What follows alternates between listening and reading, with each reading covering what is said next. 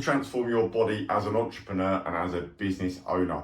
We can get very busy and stuck in what we're doing with work-wise, but it's very easy to let everything slip and get out of shape, and I've certainly done that a lot. I was previously around 3 stone heavier than what I am now, but I've always been someone who's physically fit and into the gym, but I let business get in the way and the weight just piled up by bad habits. So I'm going to talk about the right things that you need to focus on today that you can easily accommodate and fit into your working life so that you don't let things slip, because ultimately, you as a person, I guarantee you don't want to be this person. No one wants to be overweight. No one wants to be fat. No one wants to be the person who doesn't want to take their top off in front of someone else, or they're sat in the pool with their t-shirt on because they're intimidated by what they look like. And this is the results of not just the industry, but most people in the world. They're like this. They are seriously unhealthy and they are seriously uncomfortable with how they look. Construction industry is rife for it. Bad food, bad time management, bad habits, it creeps up and everyone starts by putting a little bit of weight on and go, it's not too bad, it's not too bad, it's not too bad. And eventually you get to a point where you just hate everything about yourself and what you've got on, and you're not as confident, you don't work as best as you can, you're not leading your team as best you can, and you just don't feel great about yourself. So you actually want to be more like this person on the right, in shape, got things in order, dialed in, and you're going to run a better team, you're going to work better, you're going to feel better, and you're going to be a better role model to your wife and your kids as well. So it all makes sense to be fitter. No one has ever got a good argument to be more overweight. There is only positives and pluses of being in good shape. So this is what we want, and this is what we want as people, because we want to be the exception. And actually a lot of the videos that I put out for you guys is to be the exception, to be the business owner that's completely different to everyone else. You're ahead of the game in your business and your finances, but you're ahead of the game in how you look as well, because winning on one level is not good enough. We want to win on all levels: business, finance, relationships, and fitness as well. So it's going to come down to these 6 main things. Ultimately, you have to get the calories right that you eat. Calories in is a cash in, cash out game. It's no different to money in your bank account. If you've got, let's say, £2,000 going into your account, and then you spend 1,500, you have got 500 left. And this is the way to look at it with calories, because if you overspend, and let's say you spend 2,500, you're in the red, you're overdrawn. And that overdrawn, that being in the red, is going to result in that, putting weight on. And you cannot get away from this simple fact of life. The more food you put in, the more weight you're going to put on. The less food you put in, the more weight you're going to lose. You do not wake up one day looking like this. It builds up over time. And this equation might be £1 at a time, but £1 at a time adds up. If you get 2,000 in, but you spend £2,001, you're still overdrawn. You've gone over. So you cannot get away from that fact. And a lot of people make the mistake of just focusing purely on working out, which I've certainly been guilty of this myself in the past, of going, well, I've worked out 5 times, so I'll eat what I want. Doesn't matter. You can only burn off so much in a workout if you overeat it, and it's very easy to overeat, especially the wrong food, takeaways, quick convenience type foods. You can very easily overeat. So you cannot get away from this principle that you cannot overeat. Now, where you want to start is timesing your body weight in pounds by 12. That will give you a realistic figure of what calories you should be eating per day. But taking in mind, if you're someone that's got a lot of weight to lose, let's say you've got 50 pounds to lose, I would take that 50 pounds off your weight and then times that by 12, because otherwise you're going to end up overeating for the body size that you actually are, because we don't need to feed fat. But basing it on 12 times your weight is going to give you an accurate calorie place that you want to be eating each day. So if we were to do that, if you are a 200-pound male, times that by 12, that's 2,400 calories a day. And that is what you've got to eat a day. Now, the kicker, the most important thing, is that you want to look at that 2,400 for the week. Because what does everyone go wrong with? They go wrong at the weekends. Monday to Friday, or Monday to Thursday is okay. Friday starts slipping, Saturday starts slipping, Sunday starts slipping. You're spending time on social events, you're with the kids, you're with the family, and it starts moving around.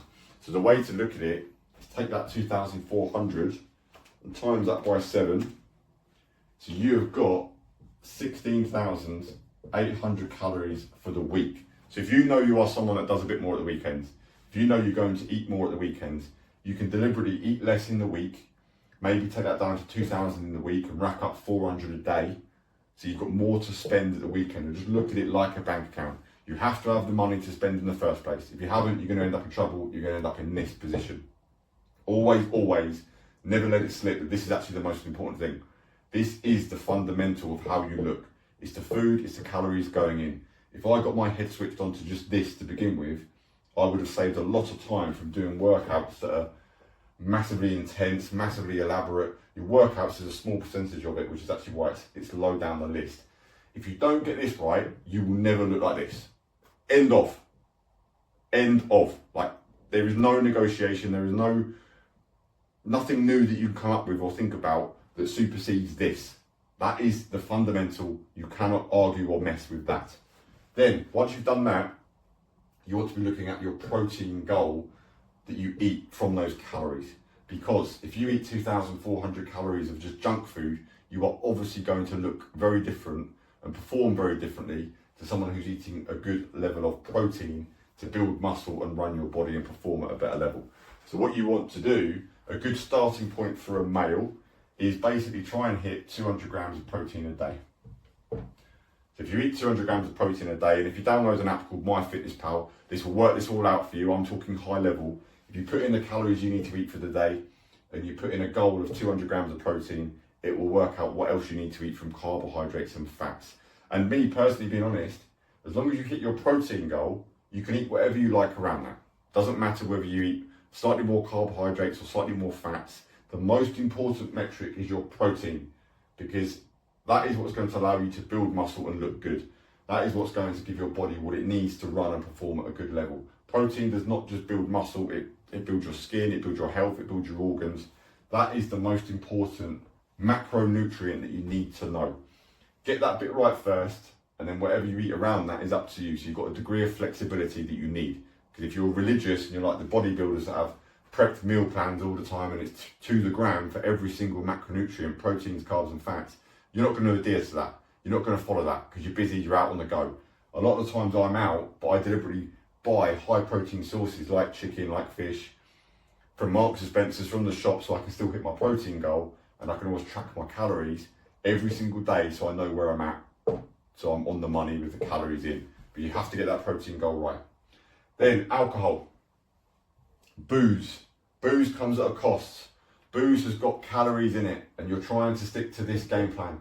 So for me personally, why waste money on booze? I don't really drink anymore at all, because a pint of beer has got 350-ish odd calories a pint. If you are someone that, again, this industry's right for it, if you're having 4 pints a night or going on a bender at the weekend, that tax is adding up and you're spending your money from the calories you can spend. So me personally, I would rather eat my calories than drink my calories. So if you're a drinker, look, you've got to scale it back. I don't think there's any positivity in drinking anyway. It's only going to make you more tired. It lasts for 3 days afterwards. You're not as on it with the ball with the business side of things because you're slower, you're lethargic. Doesn't really do much to help you other than the odd nice social time with the right people. So when I'm in that environment, I will favour things like gin and tonic, because you can have a gin and tonic that's going to be like 70 calories with slimline tonic per drink instead of 350 calories per pint. And you're just in control of it. But ultimately, that booze does come off that figure. So if you've been out and you've had 3 drinks, you've got to track it and store it because you're overspending. Liquid calories are the same as food calories, and most people go wrong with drink calories, not taking those into effect, and that's where you're going wrong. And you've just got to get into a point where you're not letting booze or even other things like drinks, like coffees, lattes, it's all got calories in it. You've got to track it all. And any sugary drinks like that, it's all going to come off that figure. It's got to be accounted for. Then sleep. Sleep is an important part of recovery. It's going to set you up. When you're knackered, you want to overeat, you want to be a lazy bastard, you want to overeat, you want to indulge. Sleep is necessary to recover and repair. But as a business owner, you actually want to be on your game all the time as well. So what I've found that works personally well for me is setting a bedtime. Going to bed early. I actually go to bed around 9 PM every night. And a lot of you will go, that's really early, that's incredibly early. But what you're not seeing is I might go to bed early, but then I'm up at 5, I'm up at 4:30 a lot of the times, because I like to be ahead. I like to work out in the morning, which leads me on to the next thing, because you've got to work out. At some point, you've got to train. And it's not just for the physical side, it's for the mental side as well. You've got to get your workouts in, and the only way you're going to do that is by creating time. You have to create a time that you can go and you're uninterrupted. If you're trying to work out in this industry, and as a business owner, mid-morning, mid-afternoon, late at night, it's not going to happen, because something's always going to come up. Something's always going to be an issue. Someone's going to be calling you. Someone's going to need your time. You're going to be drained from the day you've had of being pulled in all different directions. Whereas if you do it in the morning, if you're up at 5 and you're in the gym, no one can bother you at that time. No one's messaging you, no one's phoning you. It is your time to get the workouts in, so you've got to create the time. And the thing is, with working out physically, yes, it's going to aid all this stuff, but it also aids your mind as well, because it's a bit of you time. You've got a bit of clarity, a bit of focus, a bit of time to think about things, not being bothered, and it's a positive thing to do. I guarantee if you start working out early in the morning, you're going to have a much better day as you adjust, because you're just on the ball and you're set up to then actually want to track your food and be in a positive operating place because you're on it and you're ahead. Whereas if you leave the workouts to the end of the day, it doesn't come, and you skip it, you skip 1, you skip 2, you skip 3, and then the weeks go past and you haven't done any workouts. Working out in the morning is the best thing, but it's only going to happen if you get your sleep right and go to bed early so you can get up and be on the ball.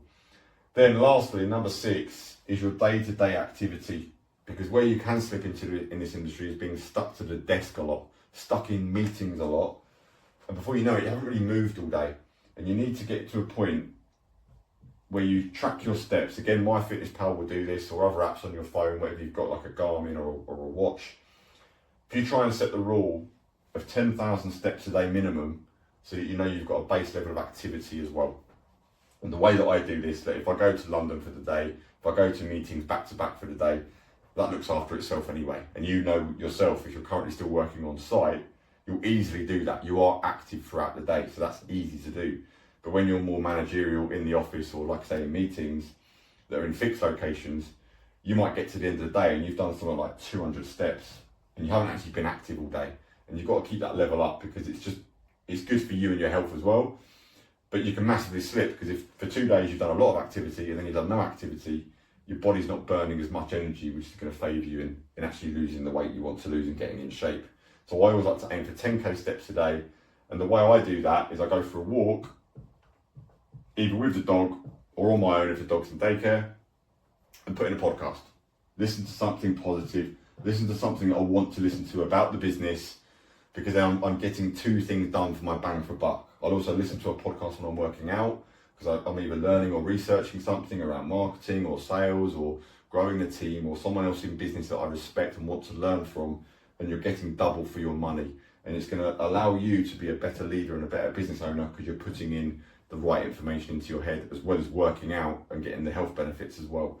And if you master those 6 things, if you build those things into your life, you will eventually look like that person. You have to do it for your whole life. You have to set structures that you do it every day without fail. The plan that works is the plan that you stick to. And like a business, you've got to do the same things over and over again. You have to go and meet the customers, do the quotes, check the jobs, have the same conversations with the lads. This is what you need to do for you, and actually viewing it as running your business, and you're running your body as a business. There are certain things that you have to do, and these are those 6 things. There is nothing else. There is nothing else to it. If you get all of these 6 things right, you will get there. Do it for long enough. And again, it's like business. It's going to take 3 months. It's going to take 6 months. If you're really overweight, it could take you a year or 2. But the fundamentals are there. They have to be done for as long as it takes to get you to where you want to be. And that is it. You don't need anything else to worry about. That is the plan. They are the 6 fundamentals. So I hope that's been useful, guys. I want you guys to be fitter.